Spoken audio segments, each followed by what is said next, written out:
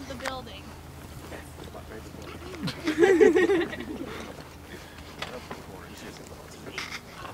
How much time do you have? Oh, it's unlimited. Oh, enough for 8 gigabytes. How much time is that? I don't know. I think it'll last this whole tour. Think it'll last? I'm pretty sure it will.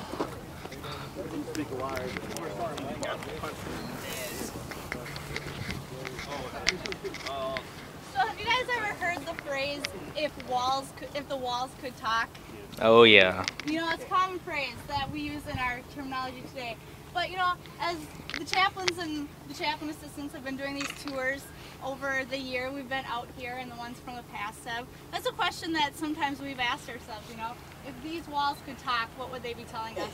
And I think historically there's a lot of things that we can tell from this building as we go inside too, that we can kind of infer things about how the monks used to live. So a lot of the things that I'm going to be telling you guys today are not necessarily historic fiction, so to say, but a lot of them are just inferences that we can make about things that we've read about how monasteries used to be run from that time period.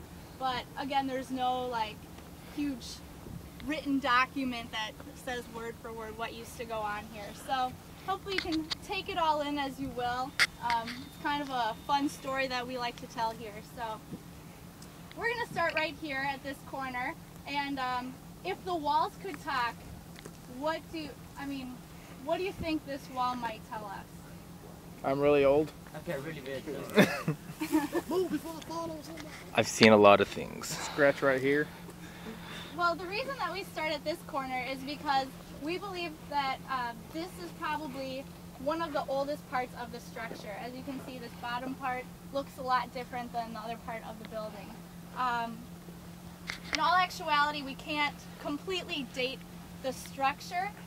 They say that the monastery itself could have been running from as far back as 350 AD, when a group of men probably got together and wanted to start living that holy lifestyle together, and so they would live in a community. Now in the 6th century, about 590 AD, a man named Mar Elia, which is who the building is named after, St. Elijah, he came from what is Turkey now, from Assyria. He came to here because he heard about this group who were running this community. And this is the time period when monasteries were up and running. All around the Middle East, it became a common practice for that holy lifestyle.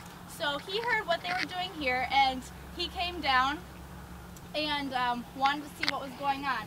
So he really, when he got here in the 6th century, is probably when a lot more of the structure started to be built, and they kind of got together and found out what other people were practicing in monasteries around the areas.